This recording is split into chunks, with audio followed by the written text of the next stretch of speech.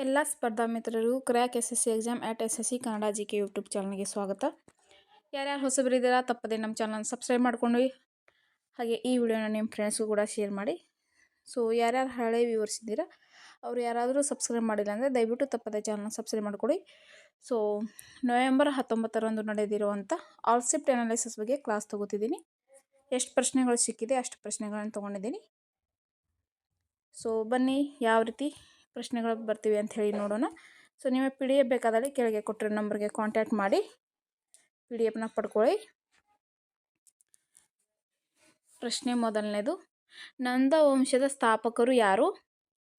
ಇದಕ್ಕೆ ಸರಿಯಾದ ಉತ್ತರ ಮಹಾಪದ್ಮನಂದ.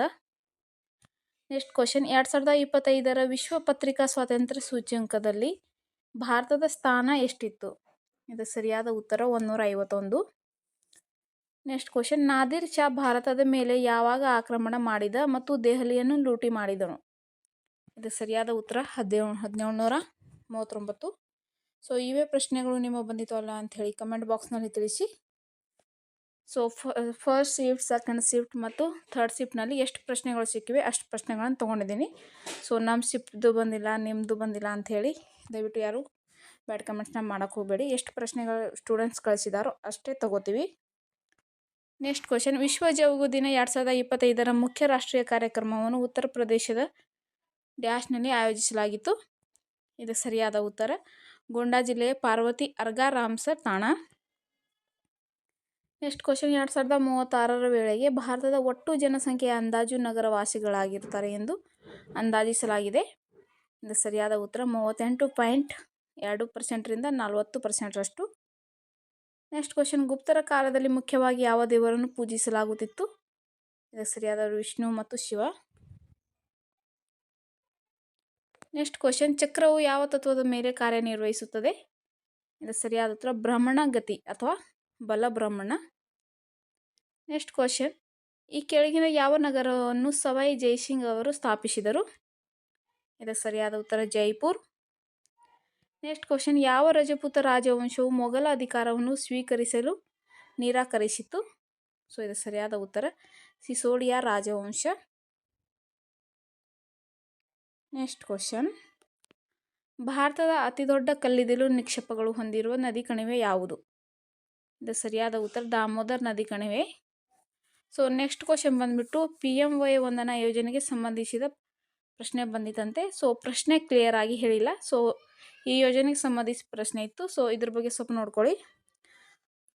ಪ್ರಧಾನ ಮಂತ್ರಿ ವಯ ವಂದನಾ ಯೋಜನೆ ಇದು 60 ವರ್ಷ ಅಥವಾ ಅದಕ್ಕಿಂತ ಹೆಚ್ಚಿನ ವಯಸ್ಸಿನ ಹಿರಿಯ ನಾಗರಿಕರಿಗಾಗಿ ಭಾರತ ಸರ್ಕಾರವು ಪ್ರಾರಂಭಿಸಿದ ಪಿಂಚಣಿ ಯೋಜನೆಯಾಗಿದೆ.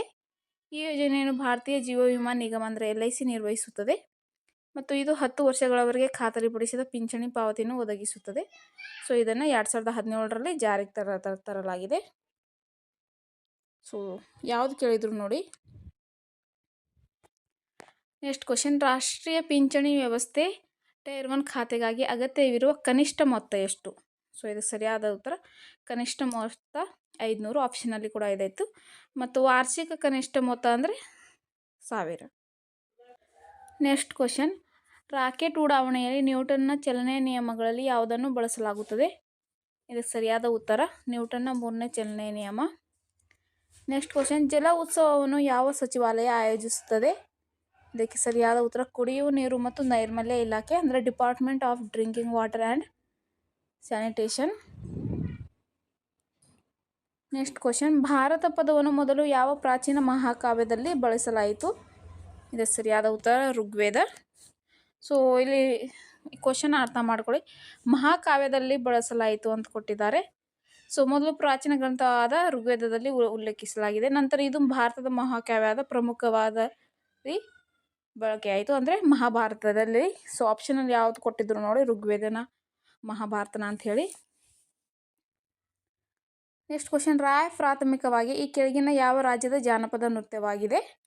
ಇದು ಸರಿಯಾದ ಉತ್ತರ ಮಧ್ಯಪ್ರದೇಶ. ನೆಕ್ಸ್ಟ್ ಕ್ವಶನ್, ಕೊನೆಯ ಶಕ್ತಿಶಾಲಿ ಮೊಘಲ ಆಡಳಿತಗಾರ ಯಾರು? ಇದು ಸರಿಯಾದ ಉತ್ತರ ಔರಂಗಜೇಬ್. ನೆಕ್ಸ್ಟ್ ಕ್ವಶನ್, 8ನೇ ಶತಮಾನದಲ್ಲಿ ಕೈಲಾಸ ದೇವಾಲಯವು ಭಾರತದ ಯಾವ ರಾಜ್ಯದಲ್ಲಿದೆ? ಸರಿಯಾದ ಉತ್ತರ ಮಹಾರಾಷ್ಟ್ರ.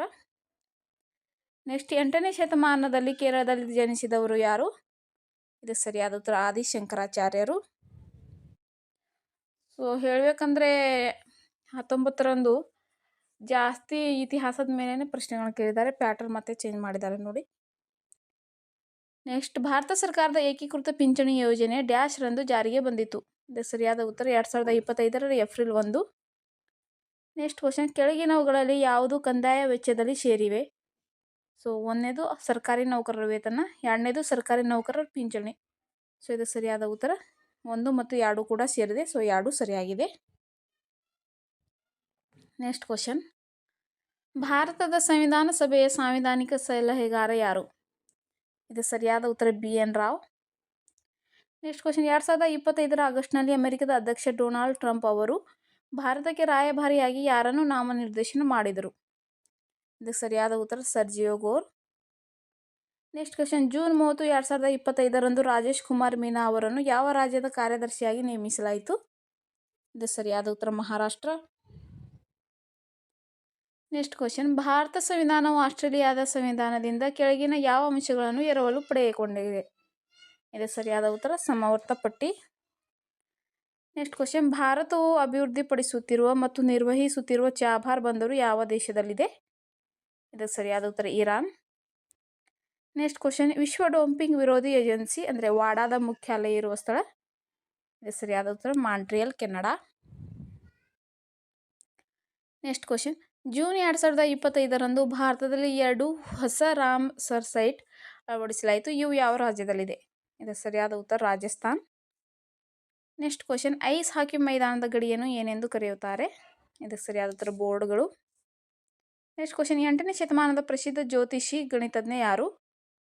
ಇದಕ್ಕೆ ಸರಿಯಾದ ಉತ್ತರ ಲಲ್ಲಾಚಾರ್ಯ. ನೆಕ್ಸ್ಟ್ ಕ್ವಶನ್, ಭಾರತೀಯ ದಂಡ ಸಂಹಿತೆಯನ್ನು ಬದಲಿಸಿ ಇಡಲಾದ ಹೊಸ ಹೆಸರು ಯಾವುದು? ಇದಕ್ಕೆ ಸರಿಯಾದ ಉತ್ತರ ಭಾರತೀಯ ನ್ಯಾಯ ಸಂಹಿತೆ. ನೆಕ್ಸ್ಟ್ ಕ್ವಶನ್, ಸಾಗರ್ ನೀತಿಯು ಯಾವುದಕ್ಕೆ ಸಂಬಂಧಿಸಿದೆ? ಇದು ಸರಿಯಾದ ಉತ್ತರ ಸಮುದ್ರ ಕಡಲ ಭದ್ರತೆ ಮತ್ತು ಸುರಕ್ಷತೆಯನ್ನು ಖಚಿತಪಡಿಸುವುದು. ನೆಕ್ಸ್ಟ್ ಕ್ವಶನ್, ಭಾರತದ ಅತಿ ದೊಡ್ಡ ವೇಸ್ಟ್ ಉತ್ಪಾದಕ ನಗರ ಯಾವುದು? ಇದಕ್ಕೆ ಸರಿಯಾದ ಉತ್ತರ ಮುಂಬೈ. ನೆಕ್ಸ್ಟ್ ಕ್ವಶನ್, ಭಗವಾನ್ ಮಹಾವೀರರು ತಮ್ಮ ಯಾವ ವಯಸ್ಸಿನಲ್ಲಿ ಗೃಹಸ್ಥ ಜೀವನವನ್ನು ತ್ಯಜಿಸಿದರು? ಇದು ಸರಿಯಾದ ಉತ್ತರ 30ನೇ ವಯಸ್ಸಿನಲ್ಲಿ. ನೆಕ್ಸ್ಟ್ ಕ್ವಶನ್, ರತ್ನಗಳು ಮತ್ತು ಕಲ್ಲುಗಳ ಅಧ್ಯಯನವೆಂದರೇನು? ಇದು ಸರಿಯಾದ ಉತ್ತರ ರತ್ನಶಾಸ್ತ್ರ, ಗೆಮೋಲಾಜಿ ಅಂತ ಹೇಳಿ ಕರಿತೀವಿ. ಸೊ ಕರೆಕ್ಟ್ ಸ್ಪೆಲ್ಲಿಂಗ್ನಲ್ಲಿ ಸರ್ವಿಲಯನ್ಸ್ ಬಂದಿದಂತೆ. ಸೊ ಅದರ ಕರೆಕ್ಟ್ ಸ್ಪೆಲ್ಲಿಂಗ್ನ ನೋಡ್ಕೊಂಡು ಹೋಗಿ. ಸೊ ಇವತ್ತಿಗೆ ಇಷ್ಟು ಪ್ರಶ್ನೆಗಳು ನಾನು ಸಿಕ್ಕಿವೆ ಸ್ನೇಹಿತರೆ. ಸೊ ತಪ್ಪಾದರೆ ದಯವಿಟ್ಟು ಕ್ಷಮಿಸಿ.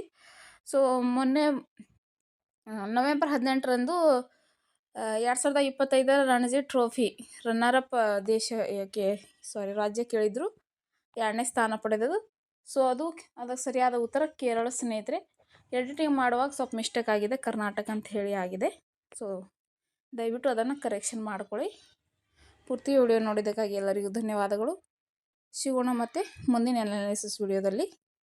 ಸಬ್ಸ್ಕ್ರೈಬ್ ಮಾಡೋದನ್ನು ಮರಿಬೇಡಿ.